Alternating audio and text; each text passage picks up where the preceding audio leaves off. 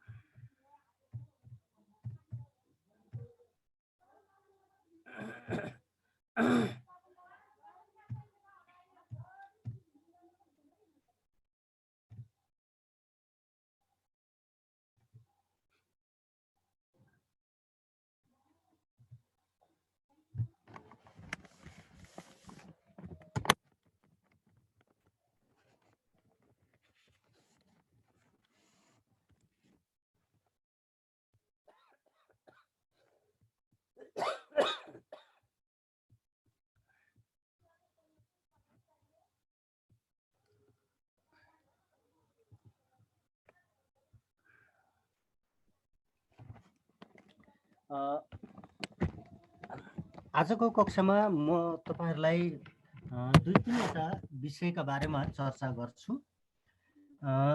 एउटा हिजो अस्ति बाँकी रहेको प्रत्यक्ष र अप्रत्यक्ष कथन का केही अभ्यासहरू, दुई तीनवटा अभ्यासहरू, त्यसपछि म चिन्ह प्रयोगका बारेमा, शुद्धा शुद्धि अथवा चिन्ह प्रयोगका बारेमा केही चर्चा गर्दछु र त्यसपछि सारांश, संक्षेपीकरण र बुधा टिपुटका बारेमा चर्चा गर्दछु। र यो मेरो आवाज पनि अलिअलि यो रुगाखोकीले गर्दाखेरि अलिक आवाज अलिक डिफ्रेन्ट भइराखेको छ। जतिसम्म सक्छु कुराहरू गर्दछु। र मेरो आवाज राम्रैसँग सुनिरहनु भएको छ?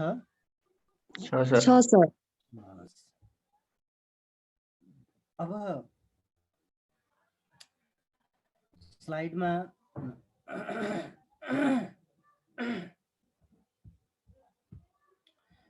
हेर्नुहोस् त। आमाले भन्नुभयो नानी हो तिमीहरू असल बन। यहाँ हामीले यहाँसम्म चाहिँ गरेका थियौँ। यो यहाँ हेर्नुहोस् त, यो पछि यहाँ निकेशले भन्यो त्यो मानिस निकै चलाक छ।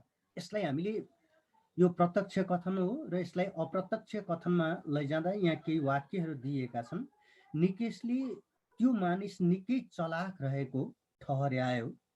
त्यस्तै निकेशका अनुसार उक्त मानिस निकै चलाक छ। निकेशले भनेको त्यो मानिस निकै चलाक छ रे। त्यस्तै निकेशले के भन्यो भने त्यो मानिस निकै चलाक छ। अनि अर्को निकेशले त्यो मानिस निकै चलाक छ भनेर भन्यो। त्यस्तै अन्तिममा त्यो मानिस निकै चलाक छ भन्ने निकेशले निष्कर्ष निकेशले निकाल्यो। यसरी के गर्न सकिन्छ, आफ्ना प्रस्तुताले आफ्ना अनुसारले वक्ता अथवा लेखकका जुन प्रत्यक्ष भनाइहरू छन् त्यसलाई आफ्नो रूपबाट व्यक्त गर्न सक्दछ। यिनै तरिकाहरू हुन्। त्यस्तै अर्कोमा हामी जाउँ।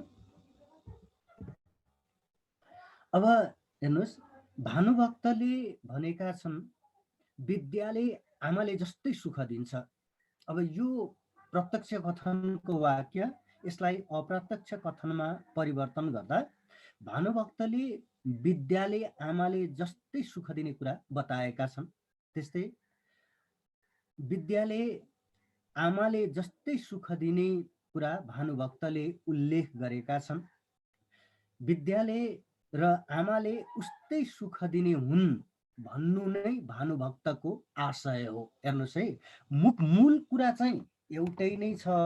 हेर्नुहोस्, मूल कुरा एउटै छ, तर प्रस्तुतिकरण मात्रै के रहेको छ, भिन्न रहेको छ। यो कुरा चाहिँ बुझ्नुहोस् है। अनि अन्तिममा हेर्नुहोस्, दोस्रो अन्तिम वाक्यमा हेर्नुहोस्, आमाले जसरी सुख दिन्छन् त्यसरी नै विद्याले पनि सुख दिन्छ भनेर भानुभक्तले बताएका छन्। त्यो भन्नु पनि भानुभक्तले भनेका छन् विद्याले आमाले जस्तै सुख दिन्छ भन्नु नै हो। त्यस्तै अन्तिम वाक्यमा भानुभक्तले के भनेका छन् भने विद्याले आमाले जस्तै सुख दिन्छ। त्यस्तै अर्कोमा हेर्नुहोस्, मलाई राम्रो चित्र बनाउन आउँछ नि सफलाले भनिन्। यो प्रत्यक्ष कथनको वाक्य। सम्झिनु होला, कथयिता र कथन यो दुईटै के हुन सक्छ, अघि पछि हुन सक्छ। हेर्नुस्, कथयिता यहाँ के छ, अन्तिममा छ र कथन चाहिँ के रहेको छ, सुरुवातमै रहेको छ। यस्तो अवस्थामा अप्ठ्यारो नमान्नु होला। ठ्याक्कै त्यसलाई के गर्नुहोस्, कथयितालाई अगाडि राख्नु होला हैन। तपाईलाई यदि गाह्रो भयो भने परीक्षामा, जस्तै यहाँ के गर्नुहोस्, सफलाले भनिन् मलाई राम्रो चित्र बनाउन आउँछ नि भनेर यसरी पनि के गर्न सक्नुहुन्छ तपाईले त्यो परीक्षामा बुझ्नका निम्ति गर्न सक्नुहुन्छ। अब सफलाले पहिलोमा हेर्नुहोस्, सफलाले उनलाई राम्रो चित्र बनाउन आउने कुरा बताइन्। त्यस्तै अर्को हेर्नुहोस्, सफलाका विचारमा उनी राम्रो चित्र बनाउन सक्छिन्। आफूलाई राम्रो चित्र बनाउन आउने कुरामा सफलाले दाबी गरिन्।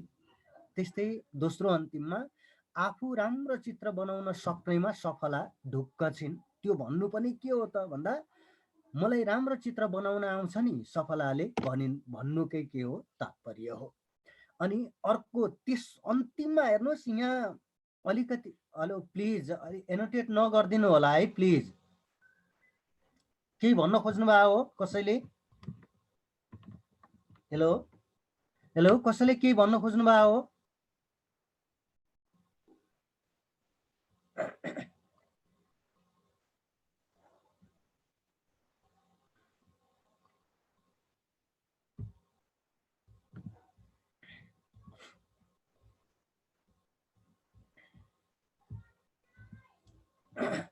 यो काम तपाईहरु जस्तो व्यक्तिका निम्ति यस्तो काम सुहाउँदैन है प्लिज।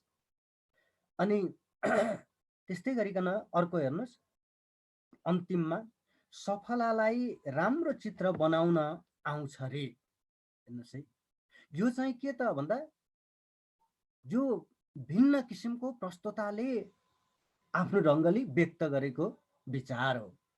सफलालाई राम्रो चित्र बनाउन आउँछ रे। यहाँ भिन्न किसिमको यही अनुसारले जस्ता सुकै वाक्यहरूलाई पनि तपाईँ के गर्न सक्नुहुन्छ, अप्रत्यक्ष कथनमा परिवर्तन गर्न सक्नुहुन्छ। अब यहाँ यही नै वाक्यहरूलाई, जस्तै सफलालाई राम्रो चित्र बनाउन आउँछ रे भन्ने यो अप्रत्यक्ष कथनको वाक्यलाई प्रत्यक्ष कथनमा परिवर्तन गर्न सक्नुहुन्छ। सफलाले भनिन् मलाई राम्रो चित्र बनाउन आउँछ नि, अथवा बनाउन आउँछ। यसरी तपाईले अप्रत्यक्ष कथनमा परिवर्तन गर्न सक्नुहुन्छ। यिनै कुराहरू हुन्। र त्यसपछि म आजको अर्को, हजुर कसैलाई केही छ भन्नुस् त? सर, यो हामीले अंग्रेजीमा गर्दाखेरि छ नि, हजुर हजुर चेन्ज गर्दाखेरि हामीले टेन्स पनि चेन्ज गर्छौं हैन, नेपालमा गर्न नपर्ने हो सर? नेपालीमा अहिलेसम्म तपाईलाई म फेरि पनि म यहाँ देखाउँदै छु, तपाईले बुझ्नुस्। यहाँ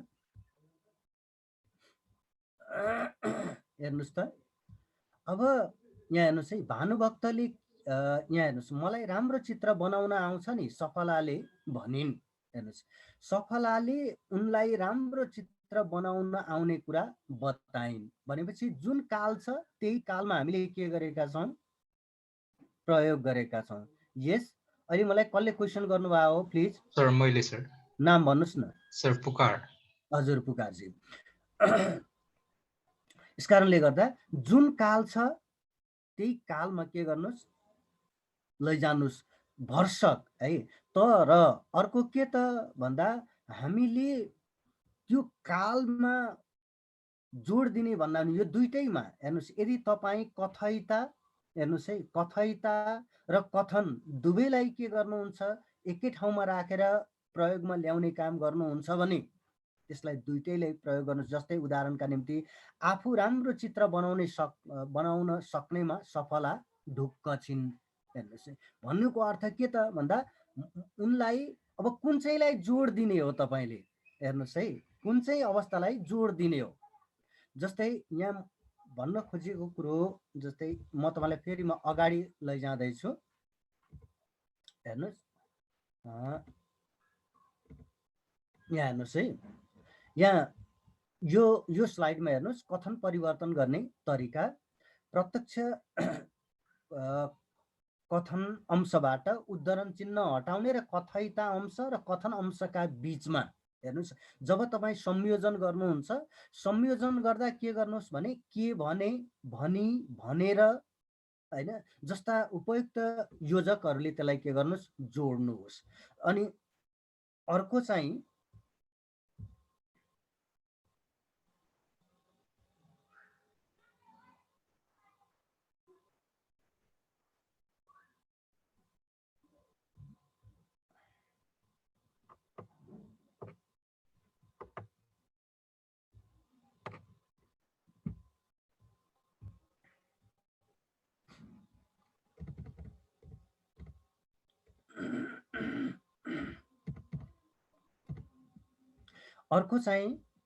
अब प्रत्यक्ष कथनमा रहेको कथयिता अंशको जुन विधेय हो, त्यो विधेयलाई कथनको भाव अनुसार बताउनु, सोध्नु, प्रश्न गर्नु, ठान्नु, दर्शाउनु, अराउनु, अनुरोध गर्नु, स्पष्ट पार्नु, व्यक्त गर्नु, स्वीकार्नु, आश गर्नु आदिमा परिवर्तन गर्ने र आवश्यकता अनुसार कथन अंशमा आएका नजिक बुझाउने यी जुन यो, यी, यहाँ यस्ता छन् भनेपछि तिनलाई त्यो, ती, त्यहाँ जस्ता टाढा बुझाउने सर्वनाममा परिवर्तन गर्ने।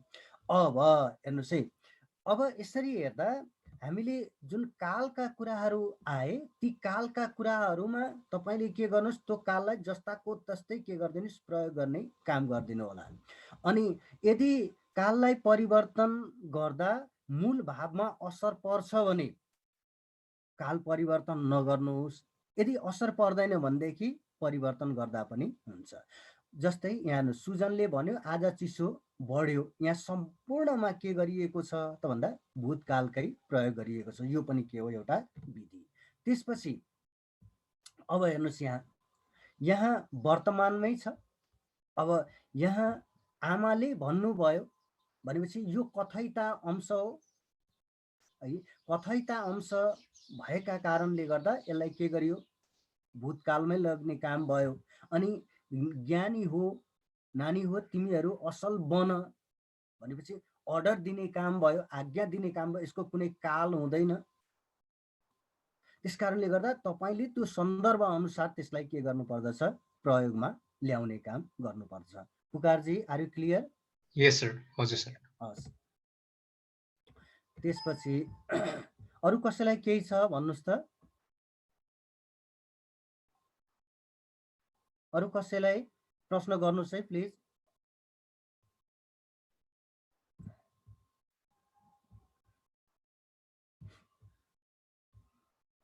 अब म अर्को पाटोमा जाँदैछु।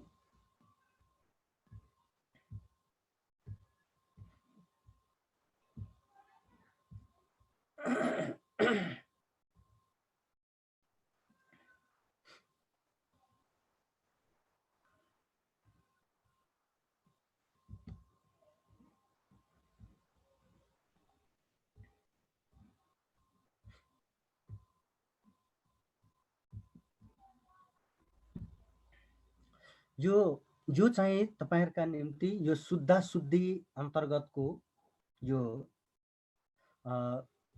खण्ड हो। जस्तै यसमा अब ह्रस्व दीर्घका प्रयोगहरू आदि इत्यादि यिनीहरूका बारेमा गर्दा यो बडो लम्बे तान हुन्छ। त्यस कारणले गर्दा चिन्ह प्रयोगका बारेमा तपाईहरुले केही कुराहरू थाहा पाइराख्नुहोस्। यो पनि तपाईहरुका निम्ति भोलि पर्सि वाक्यलाई शुद्ध गर्नका निम्ति बडो सजिलो पर्न सक्छ। अब लेख्य चिन्ह र यसको प्रयोगका बारेमा, भाषाको लेखाइमा प्रयोग गरिने जुन चिन्हहरू छन् तिनै चाहिँ के हुन् त, लेख्य चिन्ह हुन्। यिनी जम्मा दुई प्रकारको हुन्छ, एउटा वर्णात्मक र अर्को चाहिँ वर्णेतर।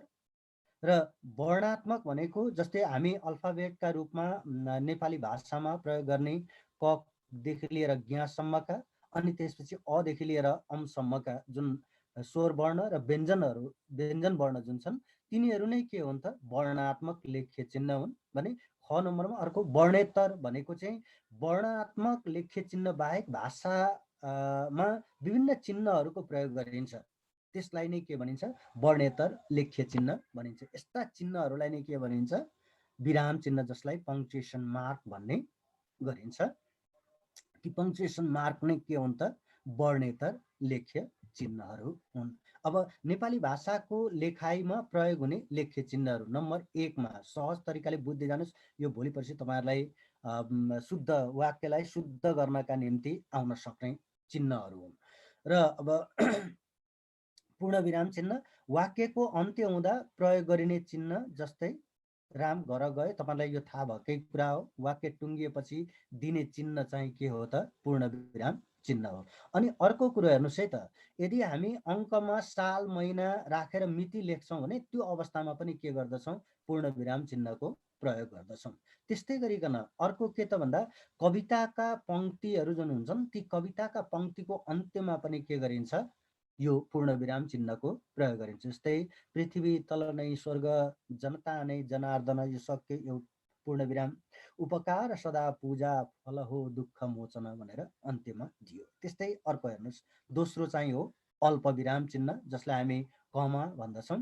अब पठनका क्रममा आउने छोटो अडान माथि चाहिँ पूर्ण विराम भनेको पुरै अडिने, अनि अल्प विराम भनेको आधा मात्रै के गर्ने? अडिने अथवा विराम लिने, आराम गर्ने। अब छोटो अडान जुन हो त्यसलाई नै के भनिन्छ? अल्प विराम भनिन्छ। र यसलाई जनाउने जुन चिन्ह हो त्यो चिन्ह नै के त? अल्प विराम चिन्ह हो। यो चाहिँ निम्न अवस्थामा प्रयोग गरिन्छ। नम्बर 1 मा हेर्नुहोस्, एकै प्रकारका शब्द तथा शब्दावली वा पदावलीलाई जब हामी छुट्याउँछन्, वाक्यमा एकै प्रकारका शब्दहरू र शब्दावलीहरू छन् भने तिनलाई छुट्याउनका निम्ति हामी के गर्छौँ? अल्प विराम चिन्हको प्रयोग गर्छौँ। जस्तै गोपाल, अनिता, प्रदक्षिणा, यिनीहरू एउटै हुन्, नाम पद हुन्, यिनलाई छुट्याउनका निम्ति के गरियो? अल्प विराम चिन्हको प्रयोग गरियो। त्यस्तै असल, ज्ञानी, उपकारी, मानिस, लोकप्रिय हुन्छ। यहाँ असल, ज्ञानी र उपकारी यिनलाई छुट्याउनका निम्ति यिनी विशेषण पद भए। त्यस्तै म, त्यो, ऊ र तिमी साथी थियौ, यो चाहिँ म, त्यो, ऊ यिनीहरूलाई छुट्याउनका निम्ति अल्प विराम चिन्हको प्रयोग गरे। यिनीहरू सर्वनाम हुन्। त्यस्तै बिहानै उठेमा, व्यायाम गरेमा, निरोगी भइन्छ अथवा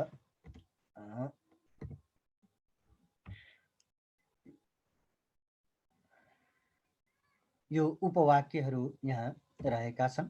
त्यस्तै अर्को हेर्नुहोस् है त, भाइ घर जान्छ, कुद्छ, खेल्छ, बरालिन्छ, त्यसपछि पढ्छ। यहाँ क्रियापदहरू रहेका छन्। यहाँ जान्छ, कुद्छ, खेल्छ, यिनीहरू क्रियापद हुन्। यिनलाई छुट्याउनका निम्ति पनि के गरियो? अल्प विराम चिन्हको प्रयोग गरियो। त्यसपछि नम्बर ख मा हेर्नुहोस्, अतिरिक्त क्रियापदबाट वाक्य आरम्भ भएमा, अर्थात् वाक्यमा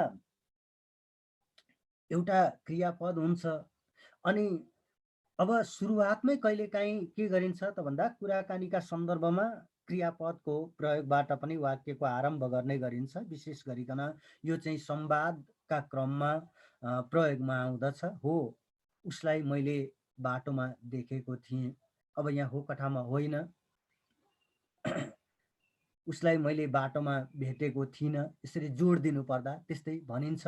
कमा, मानव धरतीको सबैभन्दा सुन्दर प्राणी हो, आऊ हामी सबै मिलेर देशको उन्नतिमा लागौँ। यस्ता जुन यो अतिरिक्त क्रियापदहरू हुन्छन् ती क्रियापदबाट यदि वाक्य आरम्भ भएमा, सुरु गर्नु परेमा हामी अल्प विराम चिन्ह, ती क्रियापद भन्दा पछि अल्प विराम चिन्हको प्रयोग गर्नुपर्ने हुन्छ।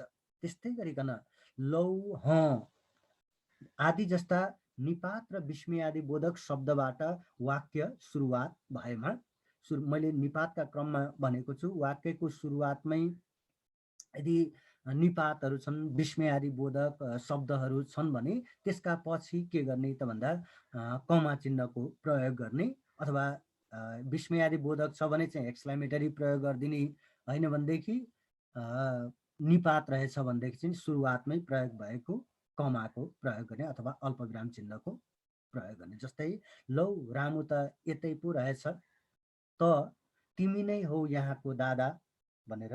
त्यस्तै हेराम किन तिमीले त्यस्तो सोचेको। त्यस्तै अर्को हेर्नुहोस्, घ नम्बरमा प्रत्यक्ष कथनको अगाडि अथवा पछाडि हेर्नुहोस्, प्रत्यक्ष कथनको अगाडि अथवा पछाडि। जस्तै कथैता यहाँ उमा भन्छे पृथ्वी गोलो छैन। अब यसलाई है मैले फेरि हेलो पुकारजी हजुर सर। उमा भन्छे पृथ्वी गोलो छैन, यसलाई अप्रत्यक्ष कथनमा परिवर्तन गर्नुहोस् त। सर उमाले भने कि पृथ्वी गोलो छैन वा उमाले पृथ्वी गोलो नभएको कुरा बताई। हो हो, उमाले पृथ्वी गोलो नभएको कुरा बताइन् अथवा बताई भन्नु पर्यो है यहाँ चाहिँ, किनभने भन्छे भनिएको छ, त्यस कारणले गर्दा है सम्झिनुहोस्। त्यस्तै उमाले के भनी भने पृथ्वी गोलो छैन, यसरी पनि के गर्न सक्नुहुन्छ, परिवर्तन गर्न सक्नुहुन्छ। ल ठिक छ। अब यस्ता किसिमका यदि अप्रत्यक्ष कथन अथवा कथयिता जुन छ, हेर्नुहोस् कथयिताका पछि जुन क्रियापद हुन्छ, त्यो क्रियापद पछि चाहिँ के गर्ने भने अल्पविराम चिन्हको प्रयोग गर्ने। अनि त्यस्तै गरिकन अर्को अगाडि र पछाडि दुवै ठाउँमा हेर्नुहोस्, दोस्रोमा हेर्नुहोस् म स्वाभिमानी छु, बन्द गरियो, यो चाहिँ नवीनको भनाइ हो। त्यस कारणले गर्दा त्यसभन्दा पछि चाहिँ के गरियो, यहाँ अल्पविराम चिन्हको प्रयोग गरियो। त्यसपछि अर्कोमा जानुहोस्, यो चाहिँ सम्झिने मात्रै हो, भोलि पर्सि तपाईँलाई शुद्ध गर्नका निम्ति आएका खण्डमा तपाईँहरूले यस्तो रहेछ है भनेर दिमागमा राखिरहनु होला, मनमस्तिष्कमा।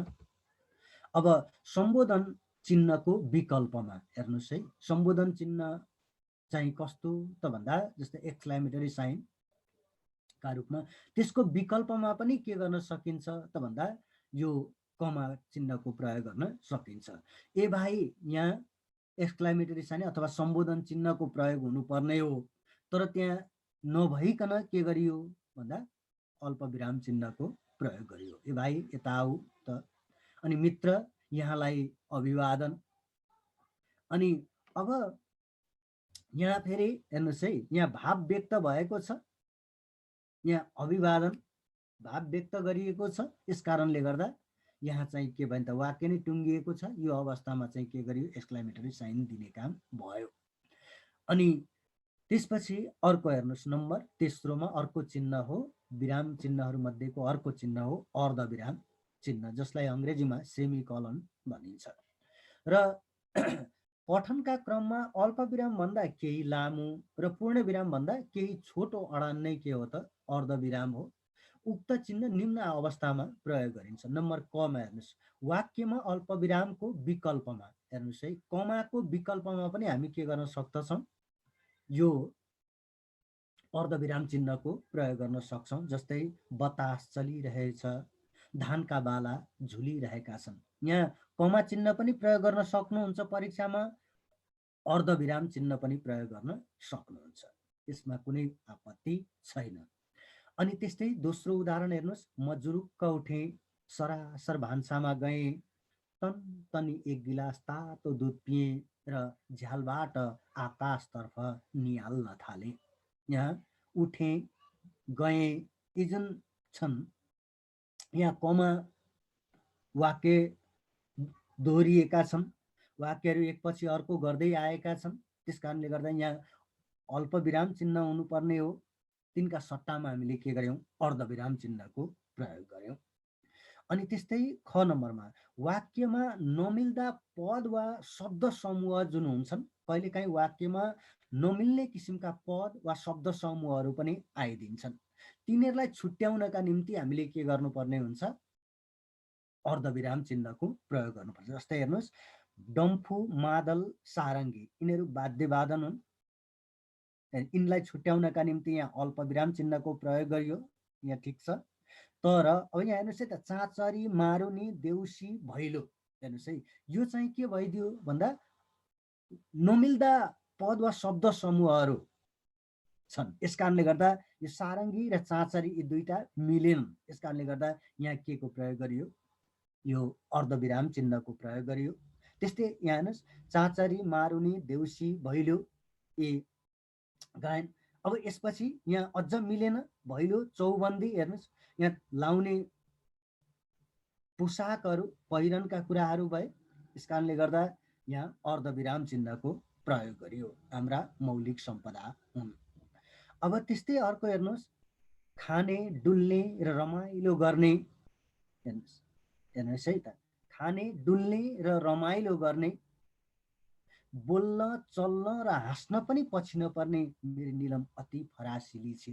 हेर्नुहोस् है त, यहाँ खाने डुल्ने र रमाइलो गर्ने एउटा अवस्था भयो, अनि बोल्न चल्न र हाँस्न, हेर्नुहोस् है, यो भिन्न भइदियो। यस कारणले गर्दा यहाँ बिचमा चाहिँ के को प्रयोग गरियो? अर्धविराम चिन्हको प्रयोग गरियो। त्यस्तै अर्कोमा जाउँ। कुनै कुरालाई स्पष्ट पार्न उदाहरण प्रस्तुत गर्दा, जस्तै भनेर हामी उदाहरण दिन्छौँ, त्यो उदाहरण दिँदाखेरि हामीले के गर्नुपर्छ? क्रियापद भन्दा पछि हामीले अर्धविराम चिन्हको प्रयोग गर्नुपर्दछ। जस्तै नेपालमा 3 प्रदेश छन्। अब उदाहरण दिनु पर्यो, थप्लो दिएर कमा दिनुहोस् अथवा सेमिकलन दिनुहोस्। हिमाली, पहाडी र तराई, अथवा हिमाल, पहाड र तराई जे भन्नुहोस्। विरोधी भावना व्यक्त गर्नु परेमा वा प्रकट भएका वाक्यहरूमा पनि हामी के गर्न सक्दछौँ? यस्ता यो चिन्हको प्रयोग गर्न सक्छौँ। जस्तै सबै रिसाएका छन्, अर्धविराम, तर म बिहे गर्दिनँ। हेर्नुहोस् है, विरोधी भावना व्यक्त गर्नुपर्ने वा प्रकट भएका वाक्यमा। जस्तै यहाँ सबै रिसाएका छिन्, सबै रिसाएका छन्, यसको विपरीत भावना, तरले विपरीत अर्थ दिन्छ हैन। अनि यस्तो वाक्यबाट सुरुवात गर्दा दोस्रो वाक्यमा हामीले त्योभन्दा अघिल्तिर अर्धविराम चिन्हको प्रयोग गर्नुपर्ने हुन्छ। त्यस्तै अर्को चौथो नम्बरमा विस्मय सूचक, अब प्रश्न सूचक, प्रश्नात्मक अभिव्यक्ति जनाउनका निम्ति। जस्तै पहिलोमा चाहिँ हेर्नुहोस् है, अब प्रश्नवाचक सर्वनाम भएका जिज्ञासायुक्त अभिव्यक्तिमा, जस्तै फेवाताल कता पर्छ, यहाँ कता प्रश्न भयो, प्रश्नार्थक सर्वनाम। अनि यो के हो ह, अनि त्यस्तै गरिकन यो कवि भनेर कुन साहित्यकारलाई चिनिन्छ, यी चाहिँ के त भन्दा WH क्वेसनकामा आएका। त्यसपछि अर्कोमा जानुस्, जिज्ञासा राख्ने अभिव्यक्तिमा। हेर्नुहोस् है, कसैलाई कुनै कुरा जिज्ञासा राखिरहनु भएको छ भने चाहिँ त्यो अवस्थामा प्रश्न चिन्हको प्रयोग गर्न सकिन्छ। जस्तै त पास भइस, क्वेसन गर्यो। काकालाई मधुमेह रोग छ, अनि कलम राम्रो थियो है। हरिले रमेशलाई सोध्यो, कलम राम्रो थियो। हेर्नुहोस् है, प्रश्न। अनि वाक्यमा आएका कुनै शब्दमा शङ्का लागेमा पनि के गर्न सकिन्छ? प्रश्न चिन्हको प्रयोग गर्न सकिन्छ कोष्टकमा। जस्तै राष्ट्रकविको निवास ठमेल हो, यहाँ ठमेल हो कि होइन सन्देह छ, शङ्का छ है। नेपालमा संसदीय नियम छ, हेर्नुहोस् है, यस्तो किसिमका अवस्थामा संसदीय कानुन नियम प्रश्न गरियो, यहाँ कुन चाहिँ उपयुक्त छ भन्ने कुरामा। त्यस्तै अर्को 5औं नम्बरमा विस्मय अथवा उद्गार चिन्ह।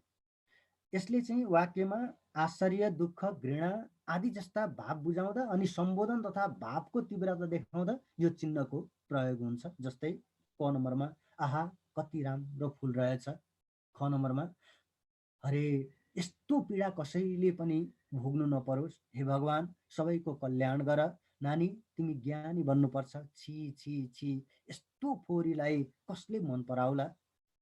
यस्तो जुन भाव हो, यस्ता विभिन्न जुन भावहरू छन् ती भावहरूलाई, अर्थात् वाक्यमा आश्चर्य, दुःख, घृणा आदि जस्ता जुन मनोभावहरू छन् ती मनोभावहरूलाई बुझाउनका निम्ति के गरिन्छ? विस्मय अथवा उद्गार चिन्हको प्रयोग गरिन्छ। त्यस्तै प्रश्नवाचक सर्वनामयुक्त तर जिज्ञासा रहित वाक्यमा है, सम्झिरहनुहोस् है, प्रश्नवाचक सर्वनामयुक्त तर जिज्ञासा रहित वाक्यमा है, जिज्ञासा रहित वाक्यमा, जिज्ञासा सहितको सहित है। अब यहाँ सोध्छु देशमा यो के भइरहेको, अनि त्यस्तै यो पनि कुनै बचाइ हो, जिज्ञासा छैन।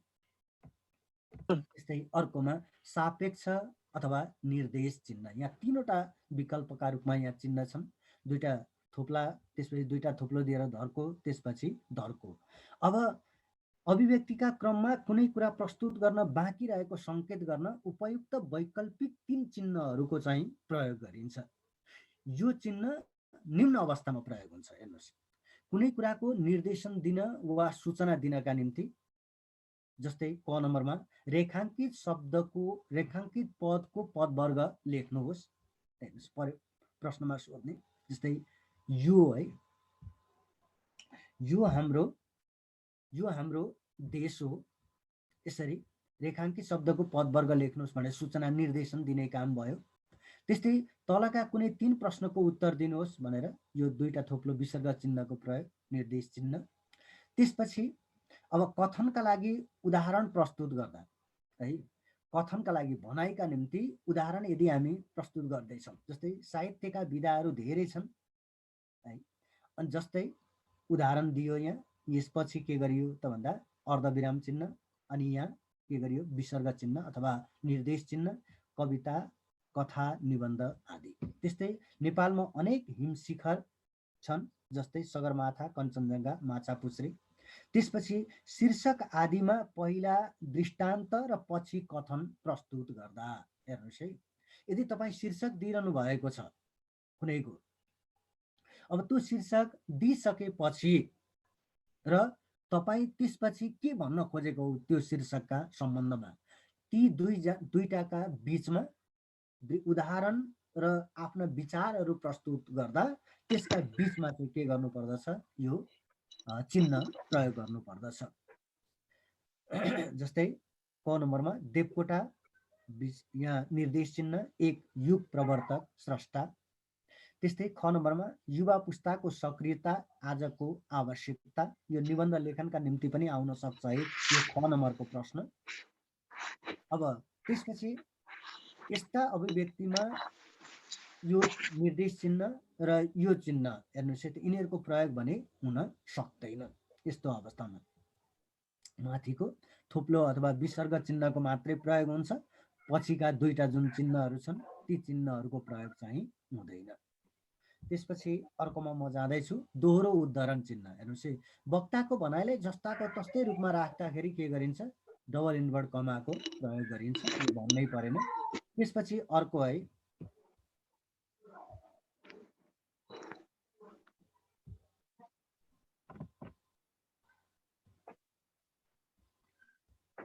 हेलो सुरज जी, हेलो सुरज,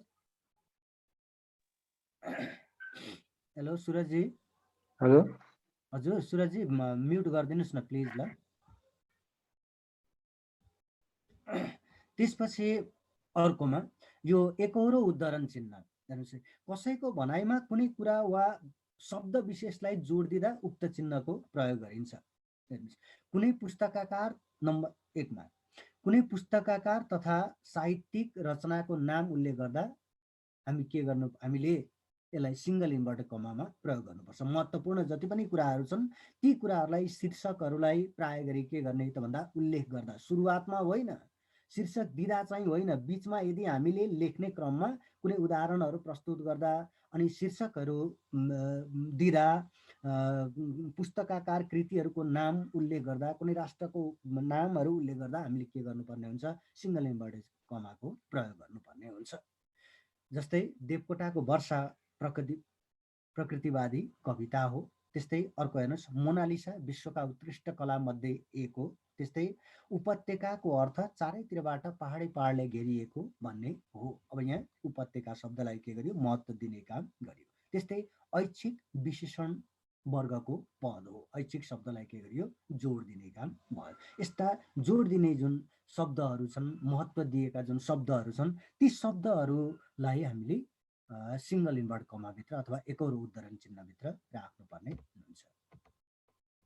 त्यसपछि अर्कोमा छ योजक चिन्ह। हेर्नुहोस् है, कुनै शब्द हरफमा नअटाएर अर्को हरफमा लेख्नु परेमा र कुनै एक दिकामा लेखिने शब्द अलग अलग लेखिँदा योजक चिन्हको प्रयोग गरिन्छ। योजक भनेको जोड्ने काम गर्नु हो। यो चिन्ह निम्न अवस्थामा प्रयोग हुन्छ। जस्तै हरफमा नअटाई अर्को हरफमा लेख्दा सबै मानिसको विचार, अब यहाँ त्यसपछि क लेख्यो, अटेन। हेर्नुहोस् है त, कहाँ एउटै हुँदो रहेछ र। अब त्यस्तै दोस्रोमा हेर्नुहोस्, दुई वा अधिक शब्दमा जोड्दा है, दुई वा दुईभन्दा बढी शब्दहरू जुन छन् तिनलाई चाहिँ नि जोड्ने काम गर्नुपर्दा हामी के गर्दछौँ, योजक चिन्हको प्रयोग गर्छौँ। जस्तै दाल, भात, तरकारी, दाजु, भाइ, अनि ससाना, ठुलो ठुलो यस्ता किसिमका शब्दहरूलाई जोड्नु पर्ला। त्यस्तै अर्को छ कोष्टक चिन्ह। कुनै तथ्यलाई स्पष्ट पार्दा र नाटक संवादमा क्रियाकलाप बयान गर्दा यो चिन्हको प्रयोग गरिन्छ। कोष्टक चिन्हको प्रयोगका अवस्थाहरू कुनै भनाइलाई भिन्न शब्द वा तरिकाद्वारा बुझाउँदा, जस्तै म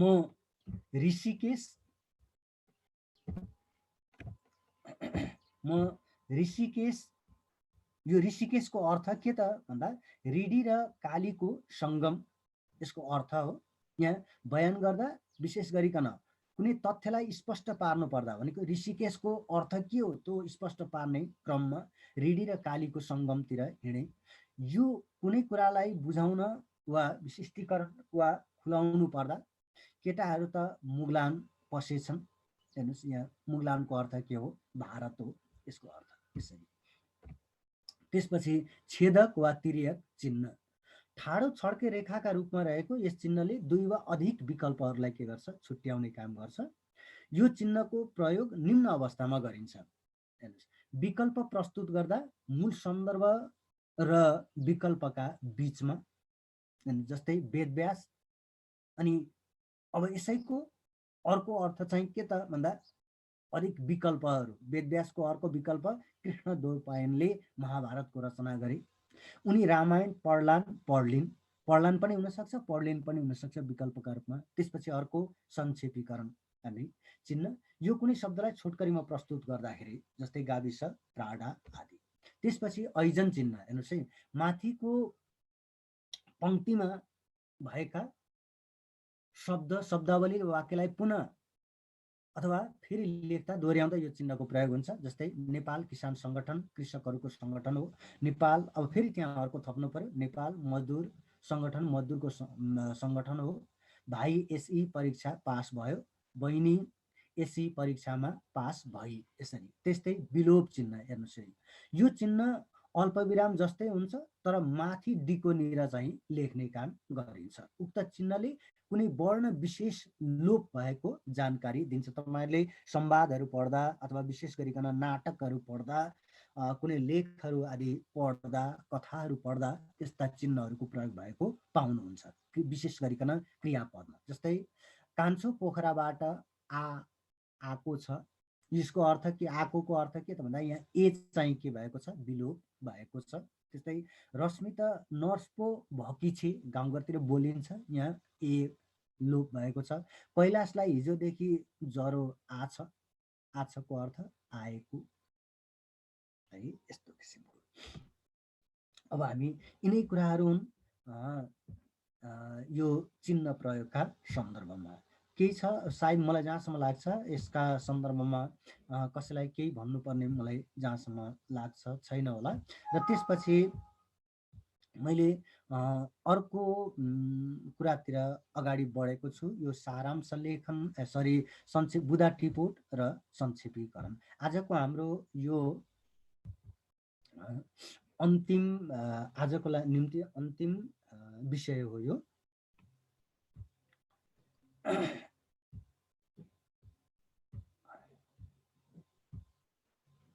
ल,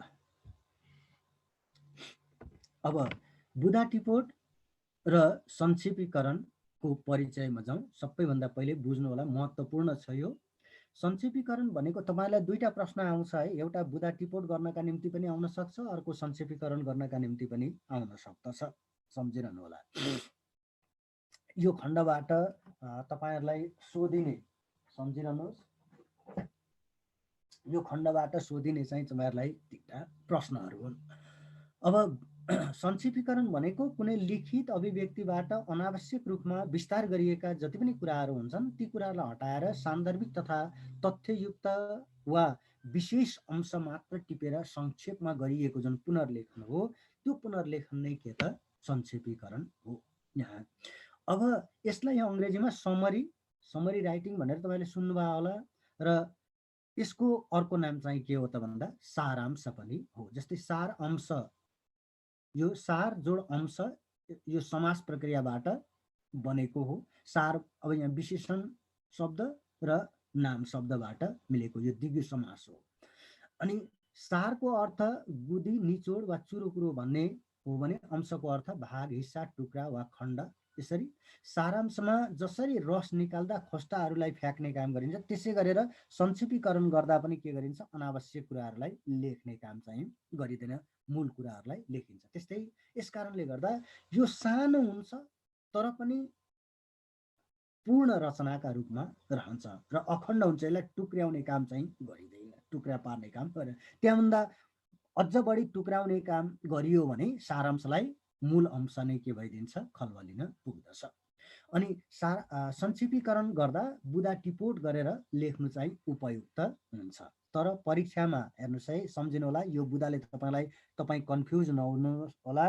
तल दिएको अनुच्छेदबाट 5 वटा बुदाहरू टिपोट गर्नुहोस् भनेर मात्रै पनि आउन सक्छ, अनि 5 वटा बुदा टिपोट गरी सारांश लेख्नुहोस् भनेर पनि आउन सक्छ। यस कारणले गर्दा दुईटा प्रश्न एकै ठाउँमा पनि आइदिन सक्छन्, अर्थात् छुट्टा छुट्टै गरेर पनि आइदिन सक्छ है। यो चाहिँ विचार पुर्याउनु होला। अब संक्षिप्तीकरण कथा, जीवनी, निबन्ध, प्रबन्ध र अन्य लेख रचनाबाट दिन्छ, तर कविताबाट चाहिँ दिने काम हुँदैन। विशेष गरिकन अहिलेको हालसालका जुन लेख रचनाहरू जुन छन्, ती लेख रचनाहरूबाट, त्यो पनि महत्त्वपूर्ण लेख रचनाहरूबाट, विशेष गरिकन पत्र पत्रिकामा प्रकाशित भएका जुन विचारहरू छन्, ती विचारसँग सम्बन्धित जुन आर्टिकलहरू छन्, ती आर्टिकलहरूलाई आधार मानेर के गरिन्छ, लेख्ने काम दिइन्छ। त्यसपछि अब हेर्नुहोस् बुदा टिपोट। पाठ वा अनुच्छेदमा निहित सारभूत कुरालाई खण्ड खण्डमा लेख्नु नै के हो त, बुदा टिपोट गर्नु हो। बुदा टिपोट सारांश लेखनसँग अथवा संक्षेपीकरण लेखनसँग निकै मिल्दोजुल्दो यो एउटा विधि वा प्रक्रिया हो र यो संक्षेपीकरणकै एउटा विधि हो, सम्झिनुहोस्।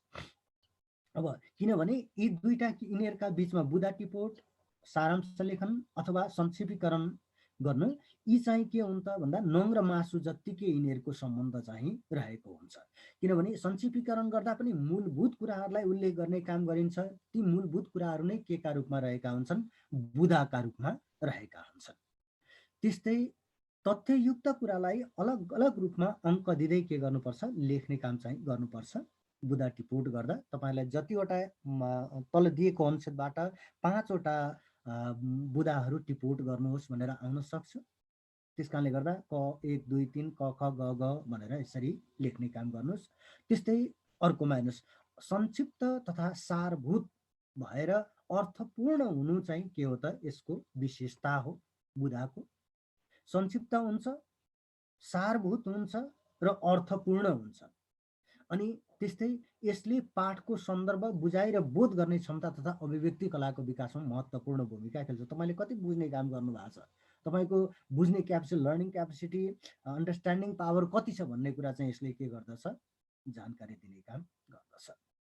हरेक कुराहरूको इभ्यालुएसन हुन्छ। त्यसपछि अब बुदा टिपोट र संक्षिप्तीकरण लेखन विधिका बारेमा अलिकति चर्चा गरौँ। यसका विधि यो चाहिँ तपाईँहरूका निम्ति के छ, महत्त्वपूर्ण रहेको छ। म यो 1-2 वटा बोलिसकेपछि अनि यसलाई अलिकति ठुलो बनाउने काम गर्छु। नम्बर 1 मा हेर्नुहोस् है त, दिएको अनुच्छेद वा पाठको सन्दर्भलाई के गर्नुहोस्, दोहोऱ्याइ तेह्राइ पढ्ने काम गर्नुहोस्। त्यसपछि तथ्ययुक्त जुन कुराहरू छन्, ती कुराहरूलाई ठम्म्याएर के गर्नुहोस्, रेखाङ्कन गर्ने काम गर्नुहोस्। प्रश्नमा तपाईँहरूलाई परीक्षामा यो बुदा टिपोट र संक्षेपीकरण लेखन भएका कारणले गर्दा अन्डरलाइन गर्नका निम्ति दिन्छ, पेन्सिलले अन्डरलाइन गर्नु होला। त्यसपछि अब कुन कुन कुरालाई संक्षेपीकरणका रूपमा उल्लेख नगर्ने, बुदा टिपोटका रूपमा उल्लेख नगर्ने त भन्दा, व्याख्या गरिएको कुरालाई टिप्ने काम नगर्नुहोस्। दोहोरिएका कम महत्त्वका अंश अनि त्यसपछि वर्णन गरिएका कुराहरू जुन हुन्छन् र उदाहरणहरू जुन हुन्छन्, तिनलाई बुदामा समावेश गर्ने काम नगर्नुहोस्। त्यसपछि अर्को, निपात, विस्मयसूचक शब्द, अनुकरणात्मक शब्दलाई राख्ने काम नगर्नुहोस्। अनि अर्को, अनावश्यक भएमा विशेषण र क्रिया विशेषण शब्द पनि राख्ने काम नगर्नुहोस्। हेर्नुहोस् है, यहाँ तपाईँहरूलाई यो तेस्रो, चौथो, पाँचौं यी जुन छन्, यी चाहिँ असाध्यै के रहेका छन्, महत्त्वपूर्ण रहेका छन्। व्याख्या गरेको तपाईँ थाहा पाइहाल्नुहुन्छ। दोहोरिएका कम महत्त्वका अंश, वर्णन गरिएका कुराहरू र उदाहरणहरूलाई बुदाका रूपमा समावेश नगर्नुहोस्। निपात छ भने, विस्मयसूचक शब्द छ भने बिचमा कतै हुन सक्छ, अनुकरणात्मक शब्दहरू छन्, यदि तिनले अर्थलाई फरक पार्ने काम गर्दैन भने तिनलाई के गर्नुहोस्, हटाइदिने काम गर्नुहोस्। यदि अर्थमा फरक पार्छ भने चाहिँ निपात विस्मयसूचक शब्द राख्नुहोस्, तर भर्सक के नगर्नुहोस्, यस्ता अनुकरणात्मक विस्मयसूचक निपात यी जुन शब्दहरू छन्, यी पदहरू छन्, तिनलाई चाहिँ हटाइदिने काम गर्नु होला। त्यसपछि अर्को तथ्यहरूलाई क्रम मिलाउने के, एक पछि अर्को गरेर। अब लेख्दै जाँदा अहिले म यहाँ तपाईँलाई उदाहरण प्रस्तुत गर्छु, त्यो उदाहरण प्रस्तुत गर्दा हेर्नुहोस् है, उदाहरण प्रस्तुत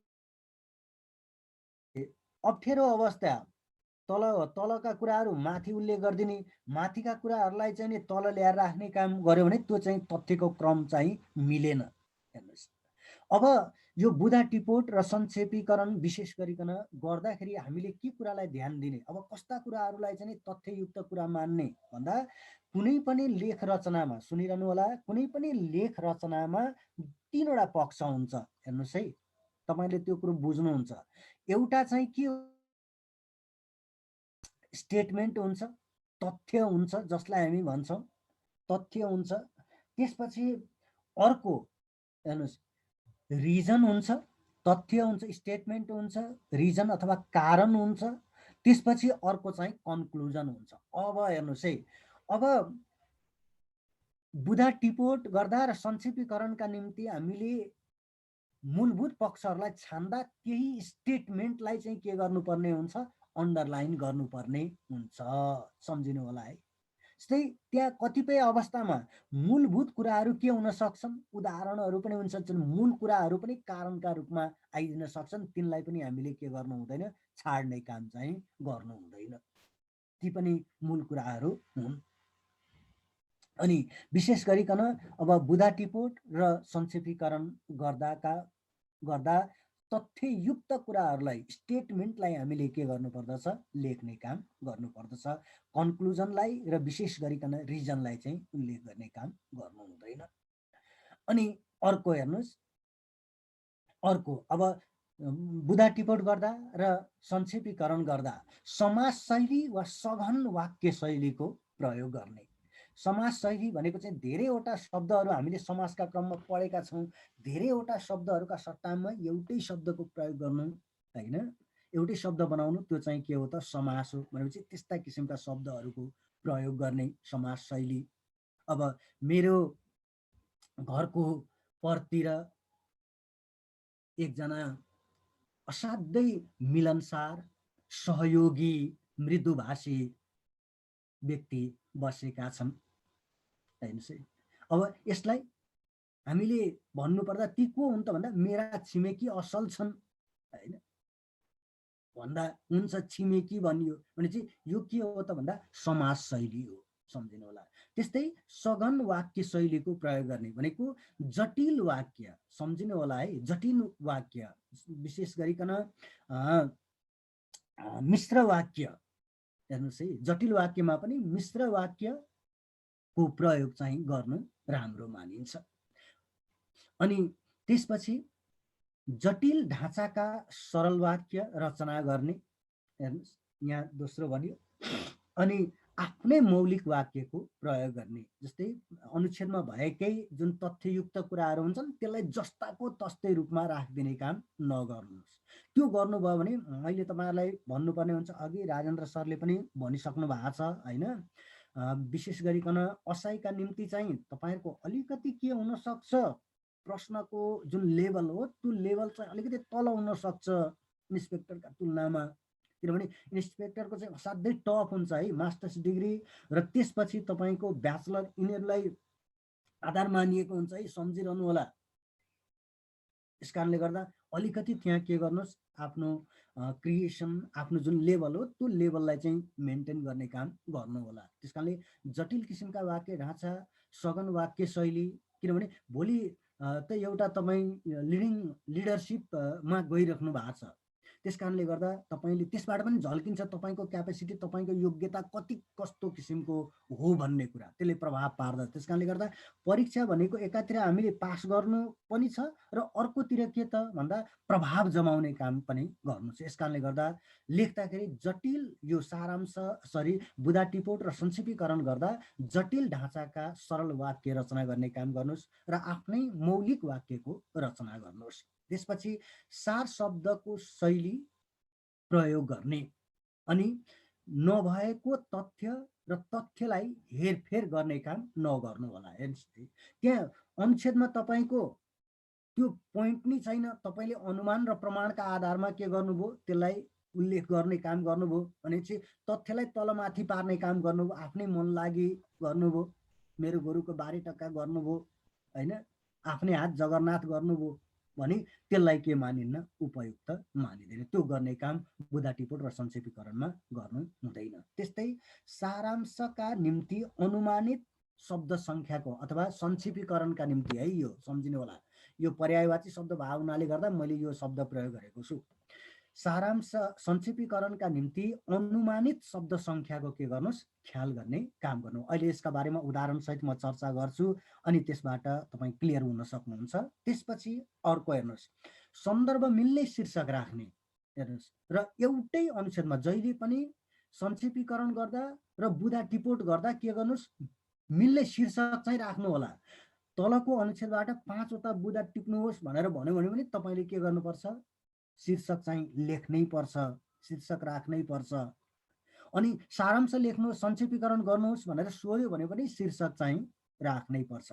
र अब संक्षेपीकरण जहिले पनि सारांश अथवा संक्षेपीकरण जहिले पनि के गर्नुपर्छ, एउटै अनुच्छेदमा। यदि तपाईको अनुच्छेदमा 3टा 4वटा अनुच्छेद छ भने पनि के गर्नुस्, एउटै अनुच्छेदमा उत्तर लेख्ने काम अथवा सारांश संक्षेपीकरण लेख्ने काम चाहिँ गर्नु होला।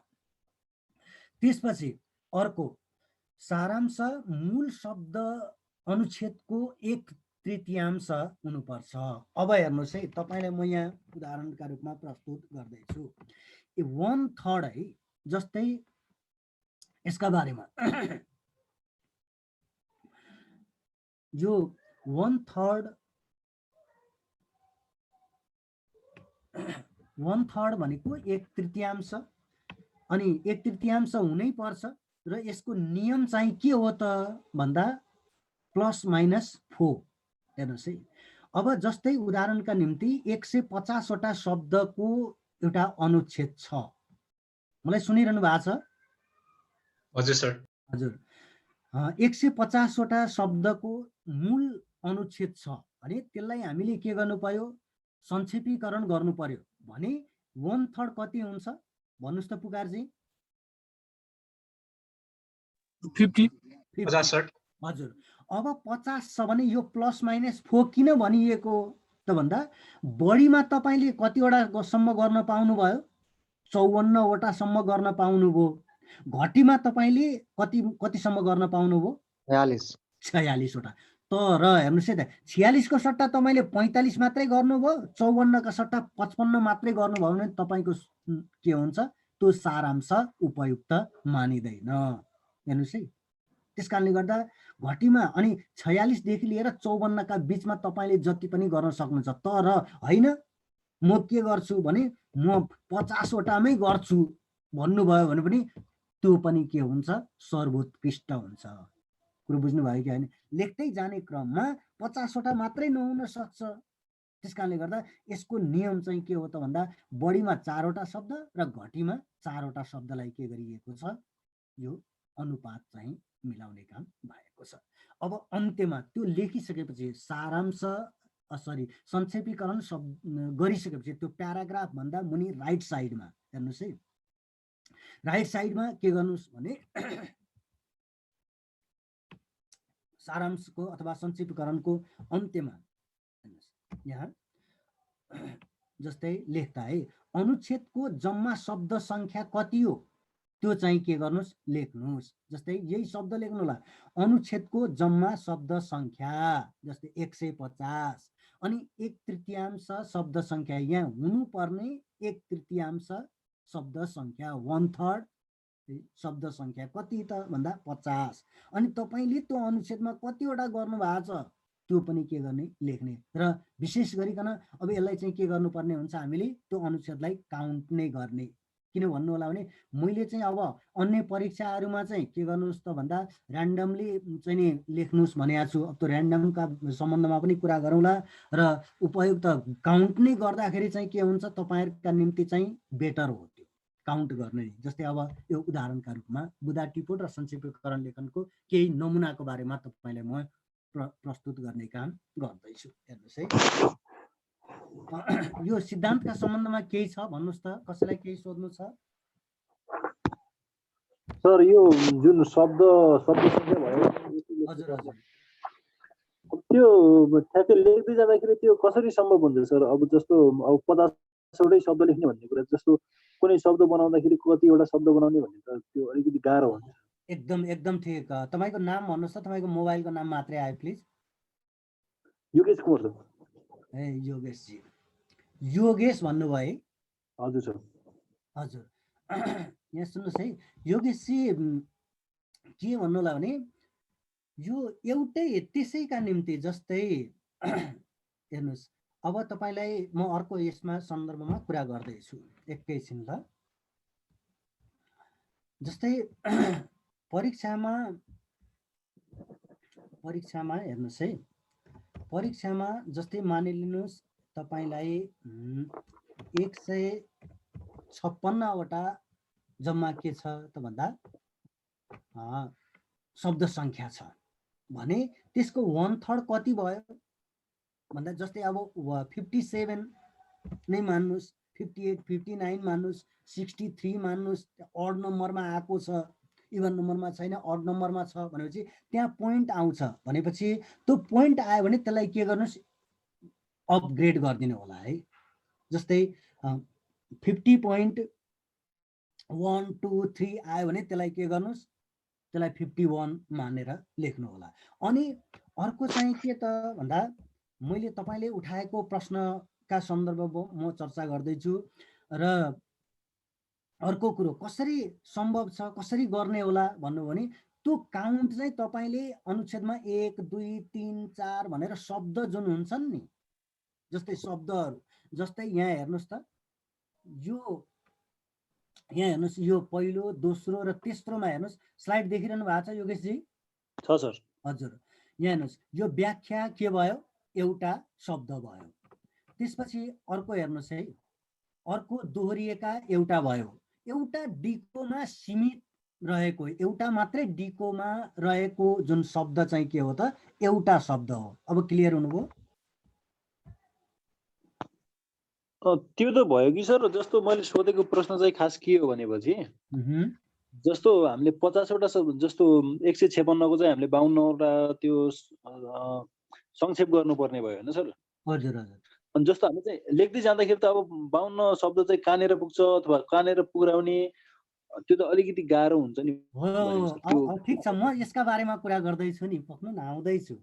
जस्तै अब त्यसलाई एकैछिन म स्लाइड सो गर्छु है त ल, एकैछिन ल, यसलाई अनि एनोटेट गरेर म लेख्छु है। हुन्छ ल, एकैछिन है, एकैछिन। अच्छा, ब्ल्याङ्क्समा जान्छु।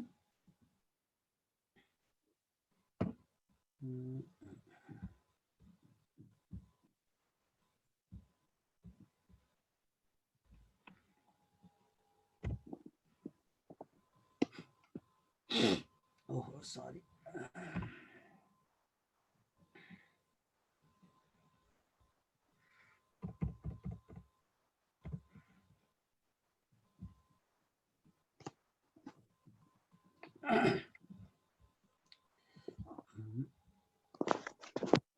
ल एकैछिन ल।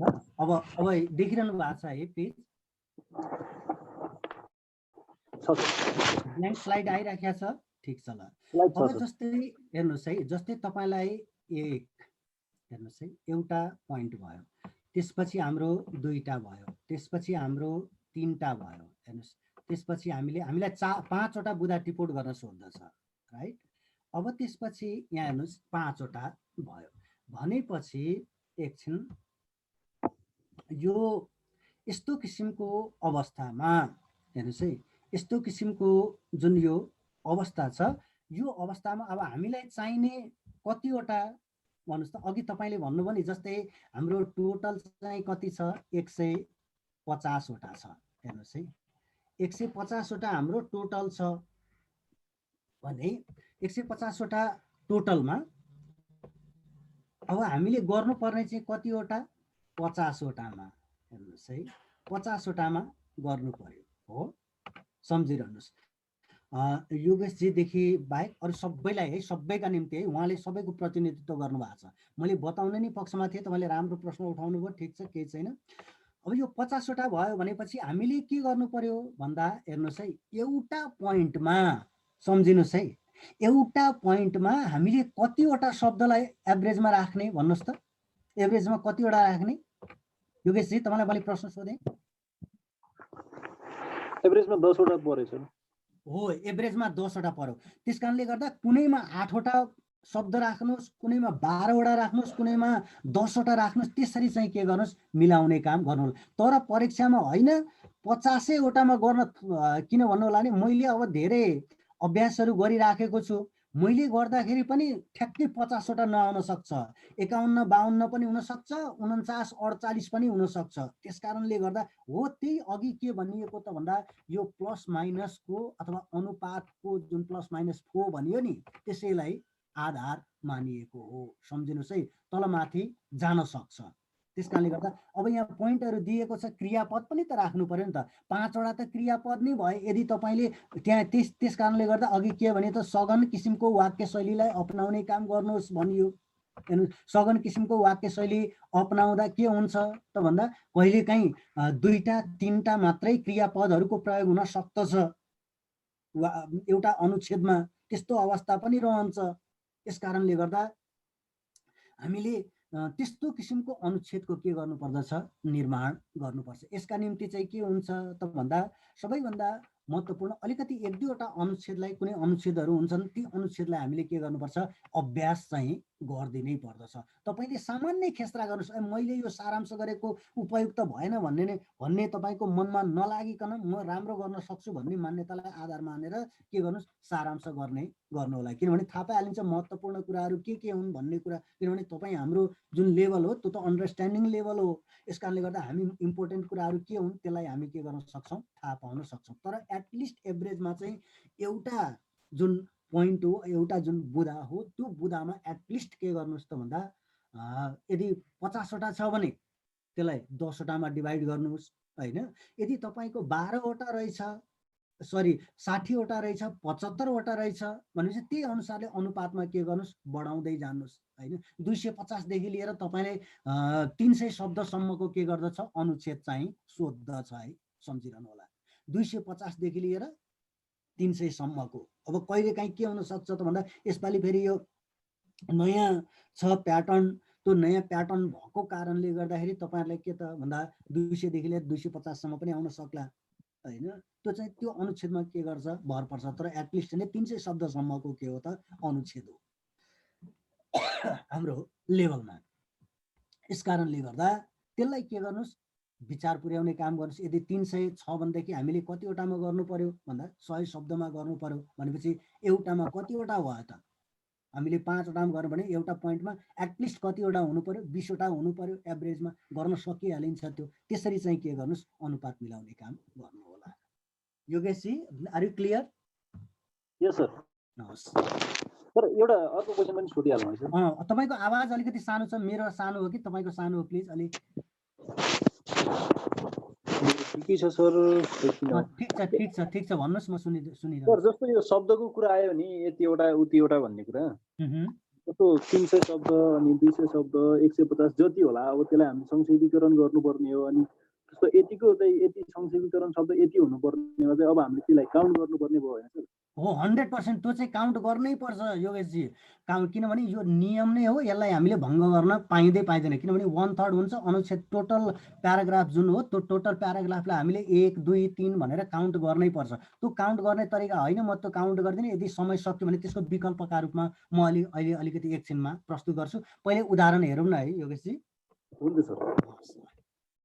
यहाँ हेर्नुहोस्, बुदा टिपोट र संक्षेपीकरण लेख्ने लेखनको नमुना मैले एकदमै छोटो रूपमा तपाईँहरूलाई यो एउटा चाहिँ के हो त भन्दा खुराक मात्रै होस्, तरिका मात्रै होस् भन्ने चाहना राखेर गरेको छु। हेर्नुहोस्, आज लक्ष्मण साह्रै खुसी छन्, भाउजू सीता अपहरण मुक्त भएकी छन्। लङ्कामाथिको विजय चान्चुने सफलता होइन भन्ने लागेको छ। 14 वर्षे वनवासको अवधि पनि पुरा हुन लागेको छ। त्यसो त आफ्नो युगकै सर्वाधिक वीर भनेर चिनिएको इन्द्रजितलाई लक्ष्मणले नै परास्त गरेका हुन्। यी सबै कुरा त छँदैछन्।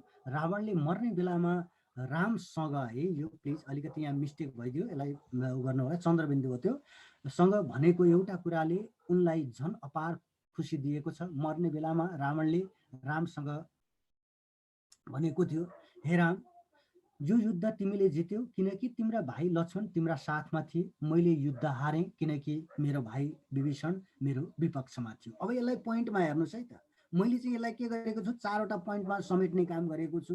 हेर्नुहोस्, नम्बर 1 मा यहाँ 4वटा भन्दा भएन, त्यस कारणले गर्दा है यो अनुच्छेदमा 5वटा पनि गर्न सकिन्थ्यो, गर्न नसकिने भन्ने त होइन।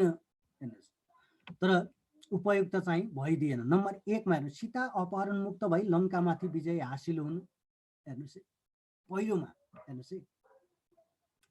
अब त्यसपछि अर्को, आफूबाटै इन्द्रजित परास्त हुनु र वनवासको अवधि पुरा हुन लाग्नु। हेर्नुहोस्, अनि मर्ने बेलामा रावणले लक्ष्मणको साथले गर्दा रामको जित भएको बताउनु। त्यसपछि यस्ता कारणहरूले लक्ष्मण धेरै खुसी हुनु। हेर्नुहोस् त यहाँ, अब यहाँ पुरा अनुच्छेदको शब्द सङ्ख्या कतिवटा रहेछ, 98वटा रहेछ। अब 1/3 मा कति हुने भयो, हेर्नुहोस् कति हुन्छ होला, यसलाई 1 डिभाइड गर्नुहोस्, 30 भयो 90 को होइन, अनि त्यसपछि 3 यहाँ 6, यसलाई घटाउँदा 33 पनि हुनसक्छ। 33 हुँदाखेरि तपाईँको 49 पुग्थ्यो। यहाँ 33वटा हुनुपर्नेमा मैले यहाँ 32 गरेछु, तर यहाँ 32वटा छ, 33वटा। अनि अब हेर्नुहोस् है त, अब यसैलाई यही बुदाहरूलाई तपाईँले संक्षेपीकरण गर्दा, तपाईँले चाहिँ संक्षेपीकरण बुदा टिपोट गर्दा चाहिँ यति मात्रै गर्ने है, बुदा टिपोट गर्दाखेरि यति मात्रै गर्ने, यस्तो किसिमले मात्रै लेख्ने, यति मात्रै लेखिदिनु होला, अरू केही पनि गर्नु परेन। अर्को चाहिँ के त भन्दा, यदि हामीलाई बुदा टिपोट गरी सारांश लेख्नुहोस् भन्यो भने चाहिँ यो अवस्थामा के गर्नु होला, उल्लेख गर्नु होला। अब टिपोट गरिएका बुदाहरू भन्नुहोस्, त्योभन्दा मुनि चाहिँ के गर्नु होला भन्दा, यही जुन लक्ष्मणको खुसी भनेर हामीले जुन शीर्षक राख्यौँ त्यो शीर्षक चाहिँ यहाँ राखिदिनु होला। बुदा टिपोट गर्दा पनि अनिवार्य रूपमा के गर्नुपर्छ, शीर्षक राख्ने काम चाहिँ गर्नुपर्दछ। अब त्यसपछि अर्कोमा हेर्नुहोस्, यहाँ काउन्ट गरियो, यसैलाई के गरियो, आधार बनाएर उल्लेख गरियो। सीताको मुक्ति, लङ्कामाथिको विजय, वनवासको अवधि पुरा हुन लागेको अवस्था, इन्द्रजित जस्तो योद्धालाई उनैले परास्त गर्न सक्नु र मर्ने बेला रामले उनको प्रशंसा गर्नु जस्ता कारणले लक्ष्मण धेरै खुसी भएका छन्। यसरी चाहिँ के गरियो त भन्दा, यसलाई संयोजन गर्ने काम गर्यो। यहाँ हेर्नुहोस्, यहाँ दिएका यो वाक्यलाई हेर्नुहोस्, यहाँ के छ त भन्दा, यो सम्पूर्ण वाक्यहरू चाहिँ असाध्यै सघन रूपमा प्रस्तुत गर्ने काम भएको छ। यस्तो किसिमको सघन वाक्य शैलीलाई प्रयोग गर्ने काम गर्नु होला। अब हेर्नुहोस्, यहाँ हेर्नुहोस् है, मैले तपाईँलाई यहाँ दिएको छु एउटा अर्को अनुच्छेद उदाहरणका रूपमा। जस्तै शिक्षामा महिलाहरू पछि पर्नुमा आर्थिक तथा सामाजिक कारणहरू नै प्रमुख भए पनि देशको भौगोलिक बनावट तथा विगतमा राजनीतिक कारण पनि रहेको छ। शिक्षामा महिला सहभागिता कम हुनुमा आर्थिक र सामाजिक है, यो प्लिज यहाँ फेरि टाइप गर्दा, सामाजिक कारणहरूका रूपमा आर्थिक विपन्नता कारणहरू पनि रहेको छ। शिक्षामा महिला सहभागिता कम हुनुमा आर्थिक र सामाजिक कारणहरूका रूपमा आर्थिक विपन्नता, शैक्षिक चेतनाको कमी, परम्परागत सामाजिक धारणा, अन्धविश्वास तथा रूढिवाद, छिटो विवाह, घरायसी काममा छोरीको बढी संलग्नता आदि जस्ता कुराहरूलाई लिन सकिन्छ। अब यहाँ अन्डरलाइन गरिएका कुराहरू चाहिँ के त भन्दा, यी जुन अनुच्छेदमा गरिएको छ यी चाहिँ के हुन् त भन्दा महत्त्वपूर्ण कुराहरू हुन्। या स्टेटमेन्टका रूपमा यिनीहरू के छन्, रहेका छन्, अथवा वक्ताले व्यक्त गर्न खोजेका जुन विचारहरू छन् त्यो विचारको चाहिँ के त भन्दा यहाँ गाँठे कुराहरू चाहिँ रहेको छ। त्यसपछि अर्को हेर्नुहोस्, यस्तो अवस्थामा महिला शिक्षाको उपयुक्त विकासका लागि उल्लिखित कारणलाई ध्यानमा राखेर योजना बनाई कार्यक्रमहरू सञ्चालन गर्नु पर्दछ। हेर्नुहोस् है त, अब के गर्ने त भन्दा यहाँ हेर्नुहोस्, राय दियो, सुझाव दियो, त्यस्ता सुझावहरूलाई हामीले उल्लेख गर्नु भएन। मूल कुरो त्यो होइन, त्यसलाई छोड्यौँ। खास गरी महिला शिक्षाप्रति रहेका नकारात्मक धारणा, अन्धविश्वास, सामाजिक विभेद हटाई शैक्षिक चेतनामा अभिवृद्धि गर्ने खालका हुनुपर्ने है, यहाँ खाल है, खालका कार्यक्रमहरू सञ्चालन गरी सबैले पढ्न पाउने अधिकारको कदर गर्ने र छोरीहरूलाई स्कुल पठाउने कार्यमा समाजलाई अभिप्रेरित गर्नु आवश्यक छ। भनेपछि यो चाहिँ के त भन्दा अब यसका निम्ति के गर्ने भन्दा यिनीहरूलाई के कारणले गर्दा, कारणहरू पनि अघि मैले भनेको थिएँ महत्त्वपूर्ण हुन सक्छन् होइन, ती कुराहरूलाई पनि हामीले कहिलेकाहीँ उल्लेख गरिदिनु पर्ने हुन्छ, मूलभूत पक्षहरू छन् भने। अनि त्यसपछि अर्को, त्यसै गरी भौगोलिक दृष्टिले विकट र दुर्गम क्षेत्रहरूमा विद्यालय तथा शिक्षण संस्था खोल्ने कामलाई पनि प्राथमिकता दिनु र विभिन्न वर्गका लागि आयमूलक कार्यक्रमहरू तथा उपयुक्त रोजगारीको अवसर सिर्जना गर्नु आवश्यक देखिन्छ।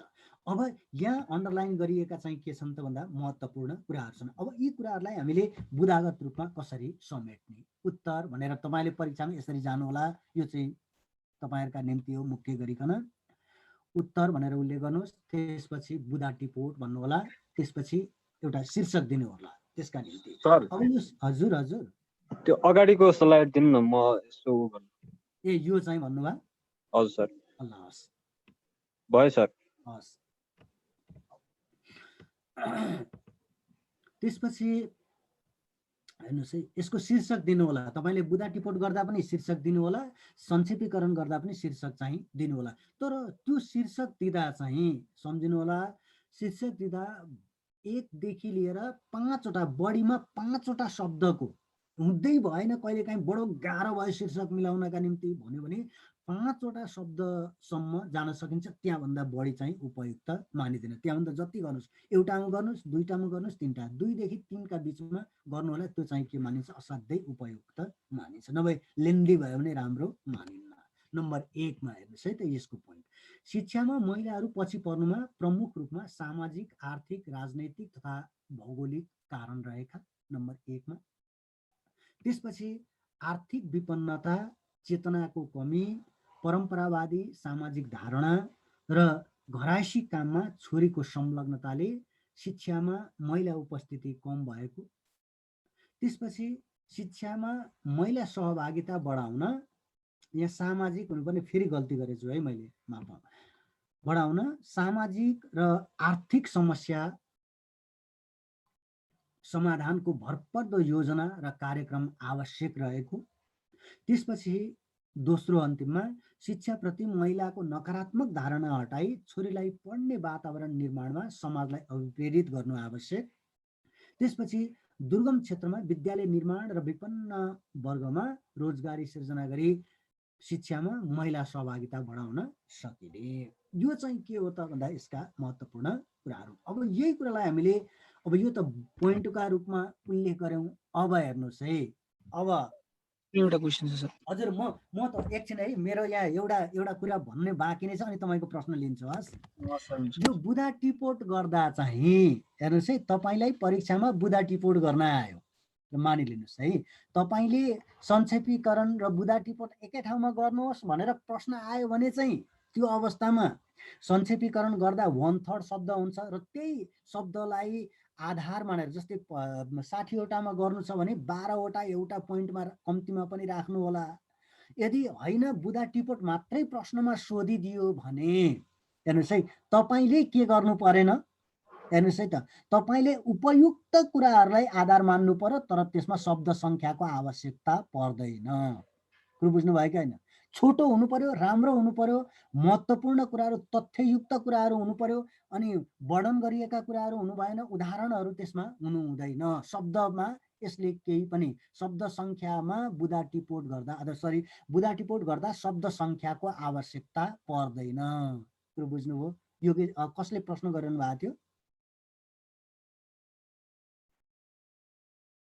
सर मैले सर भन्नुहोस् त के भन्न खोज्नु भयो? सर जस्तो छ नि सर हाम्रो बुँदा नम्बर 2 मा छ नि सर जस्तो यहाँ आर्थिक विपन्नता अनि चेतनाको कमी जस्तो 5-6वटा कारणहरू भएको ठाउँमा चाहिँ हामीले आर्थिक विपन्नता चेतनाको कमी जस्ता भनेर यस्तो 2-4वटा पछाडिको चाहिँ हटाउन मिल्छ कि मिल्दैन सर? अब हेर्नुहोस् है, जस्तै यो अवस्थामा तपाईँले के गर्न सक्नुहुन्छ, यदि शब्द सङ्ख्या यो मलाई चाहिँ जहाँसम्म लाग्छ यो महत्त्वपूर्णै कुराहरू छन्, त्यस कारणले गर्दा त्यो महत्त्वपूर्ण, किनभने लेखकको यसमा जाउँ है त, यो जुन छ नि हेर्नुहोस् त यहाँ अब यहाँ शिक्षामा महिला सहभागिता कम हुनुमा आर्थिक सामाजिक अनि त्यसपछि आर्थिक विपन्नता, शैक्षिक चेतनाको कमी, परम्परागत सामाजिक धारणा, अन्धविश्वास तथा रूढिवाद, छिटो विवाह, घराइसी काममा छोरीको बढी संलग्नता भनेर यहाँ जुन दिने काम भयो ती कुराहरू चाहिँ यहाँ छन् कि छैनन् हेर्नुहोस् त। आर्थिक विपन्नता, चेतनाको कमी, परम्परावादी सामाजिक धारणा र घराइसी काममा छोरीको संलग्नता भनियो नि त। भनेपछि हामीले त्यसलाई यदि उपयुक्त छ भने शब्द सङ्ख्या त्यसरी के गर्न सक्नुहुन्छ, तपाईँले कम गर्न सक्नुहुन्छ। कुरो बुझ्नुभयो कि होइन? तर आदि भनेर नलेख्नु होला है, कुरो बुझ्नुभयो? हेलो, कसले बोल्नु भएको? हजुर सर मैले सर। नाम भनिदिनुहोस् न प्लिज। मेरो राज खड्का सर। राजजी, अब हेर्नुहोस् है, जस्तै आर्थिक विपन्नता, चेतनाको कमी आदि होइन, आदि जस्ता कारणहरूले छोरीले शिक्षा आर्जन गर्न गाह्रो भएको भन्ने जस्तो त्यस्तो किसिमको बुदाहरू चाहिँ बनाउने काम गर्नु हुँदैन। आदि कारणहरू भनेर त्यसरी उल्लेख गरिदिनु हुँदैन। आदि भन्नु नभन्नुहोस्, जस्ता भनेर चाहिँ तपाईँले के गर्नुहोस्, राख्न सक्नुहुन्छ। तर त्यो पनि नगरिकन के गर्नुहोस् त भन्दा जस्तै आर्थिक विपन्नता, चेतनाको कमी, परम्परा जति पनि छन्, बरु तपाईँले 2-4वटा मूलभूत शब्दहरूलाई राख्नुभयो भने हुन्छ। यस्तो अवस्थामा होइन, आर्थिक मूलभूत कारणहरू के हुन्, त्यो मुख्य पक्षहरू हाम्रा समाजमा चलेको महत्त्वपूर्ण कुराहरू अन्य पनि हुन सक्छन् होइन।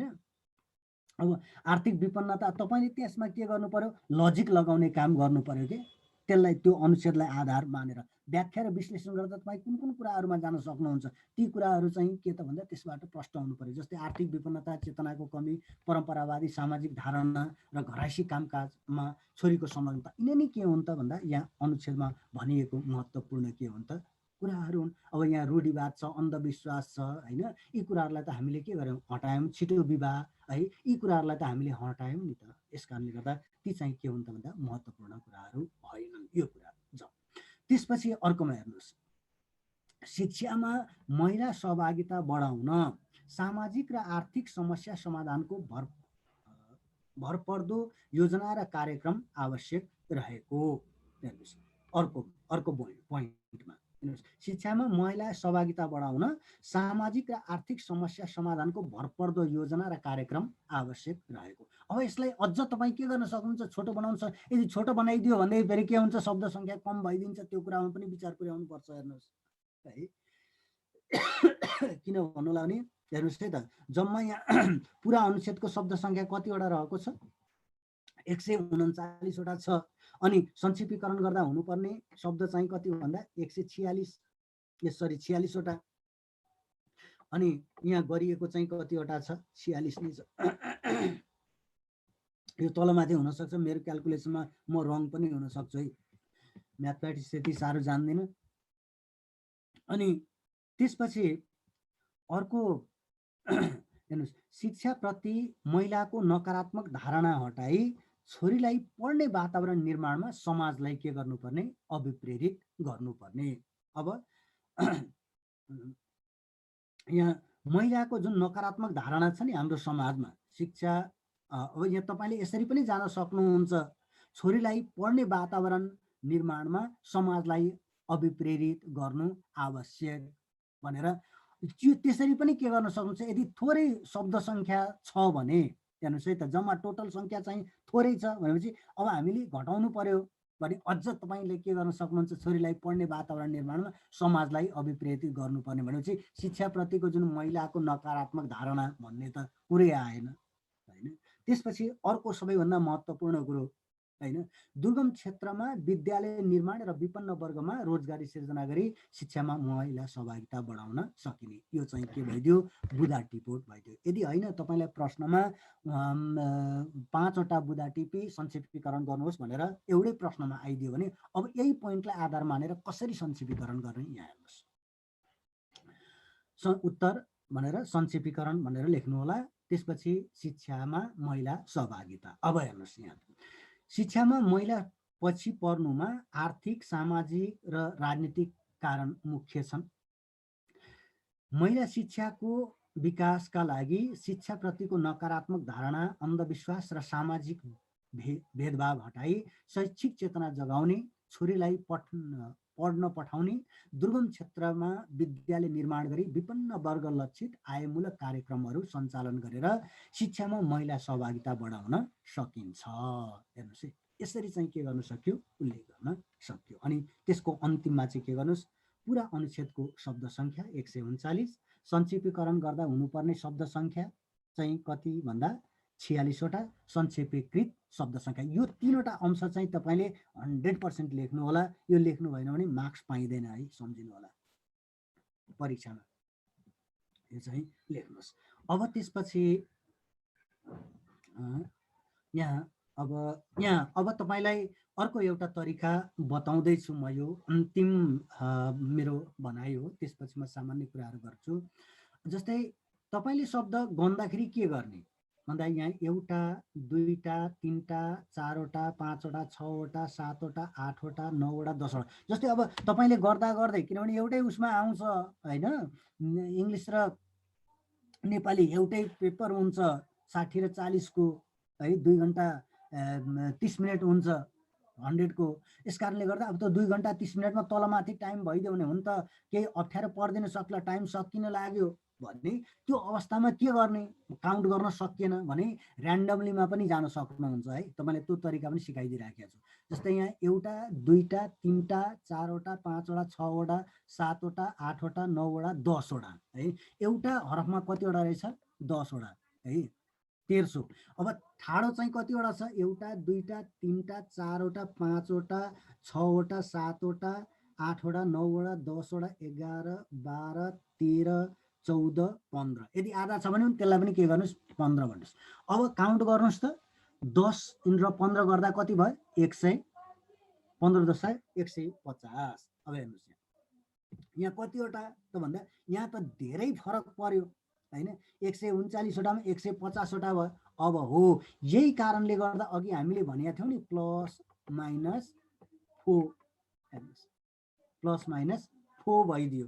अब घटीमा त्यसको ठ्याक्कै गर्दा कति आयो हेर्नुहोस् त, 46 वटा आयो घटीमा हो।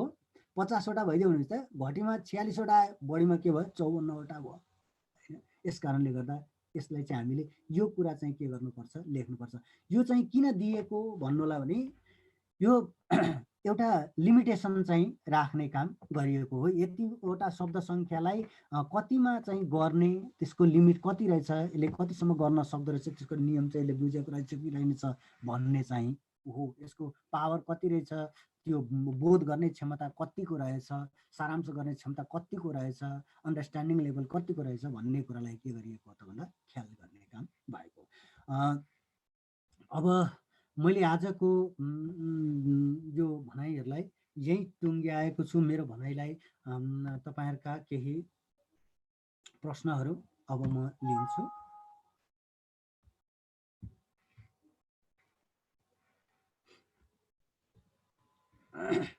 हेलो हेलो हजुर सर। हजुर हजुर सर यो छ नि टाइम मिलाउनको लागि हामीले सारांश लेखेर होइन यो शब्द सङ्ख्याहरू नगर्निकन अरू प्रश्न गर्ने, अनि अन्तमा टाइम बच्यो भने मात्रै शब्द गर्ने गर्दा होइन, यदि शब्द गर्न भ्याएन भने त्यहाँ त्यो शब्द सङ्ख्याहरू ग्याप छाड्यो भने आधी मार्क्स त आउँछ होला सर? होइन, त्यो आधी मार्क्स त्यसरी नजानुहोस् होइन। किन भन्नु होला भने त्यो गर्दाखेरि अलिकति घाटा त आफैलाई हुन्छ होइन। 24 अब 24 मार्क्स नै ल्याउने हिसाब किताब गर्न लाग्नु भयो हो नि त ठिकै छ होइन। त्यसका निम्ति मैले के भन्नु परेन, त्योभन्दा बढी नै अपेक्षा गर्नुहुन्छ भनेदेखि त तपाईँले काउन्ट गर्नु भए नै राम्रो हुन्छ कि। प्रश्नहरू त्यस्तो केही हुँदैन होइन। असाध्यै मलाई जहाँसम्म लाग्छ यसपालि अब तपाईँको न्यू सिलेबस हो, न्यू प्याटर्न हो, क्वेसनको प्याटर्न पनि, त्यस कारणले गर्दा गाह्रो चाहिँ हुँदैन। तपाईँको के हो, इन्सपेक्टरमा हो कि असैमा हो? निरीक्षकमा हो सर। ए निरीक्षकमा हो। त्यस कारणले गर्दाखेरि तपाईँले के गर्नुपर्छ त भन्दा अलिकति मेहनत चाहिँ गरिदिनै पर्ने हुन्छ है पुकारजी। गर्नु भए राम्रो, सकिन्छ गर्नका निम्ति धेरै लेनदेन बनाउनु होला। अङ्क प्रश्नहरू जुन अनुसारका छन् त्यही अनुसारले उत्तर दिने काम गर्नु होला। अलिकति सघन किसिमका भनाइ र विचारहरूलाई उसले गर्नुहोस्। जस्तै तपाईँलाई बढी टाइम लाग्ने भनेको के त भन्दा एउटा निबन्ध लेख्नका निम्ति तपाईँहरूलाई बढी समय लाग्न सक्छ, हो कि भन्नुहोस् त? हजुर सर। हो, त्यस कारणले गर्दा अब निबन्ध लेख्दा पनि अस्ति मैले तपाईँलाई भने डेफिनेसन इन्ट्रोडक्सन पार्ट एउटा जानुहोस् होइन। अब जस्तै माइन्ड मेकअप गर्नुहोस्, यो विषयमा के कुराहरू आवश्यक पर्छ। जस्तै मेरो मातृभूमि भनेर भन्नुभयो होइन। त्यो मेरो मातृभूमिका बारेमा तपाईँले लेख्दाखेरि अब मेरो मातृभूमिका इम्पोर्टेन्सहरू के छन् ती कुराहरू चाहिँ पहिला 10 नम्बरको छ भने त्यसलाई 10वटा पोइन्ट चाहिँ बनाउनु होला। कुरो बुझ्नुभयो कि होइन? ती 10वटा पोइन्टलाई के गर्नुहोस्, एउटालाई स्टेटमेन्ट बनाउनुहोस्, अर्कोलाई अनि त्यसपछि त्यही पोइन्टलाई डिस्क्राइब गर्नु होला। फेरि अर्को छुट्छ यस्तै गरी भनेर त्यसरी चाहिँ के गर्नुहोस्, टाइमलाई सेभ गर्ने काम गर्नु होला। त्यसरी के गर्न सकिन्छ, टाइम सेभिङ गरिन्छ। अरू केही छ? अरू कसैको केही छ भन्नुहोस् त। हेलो छैन सर, छैन सर। हजुर सर। राजेन्द्र सर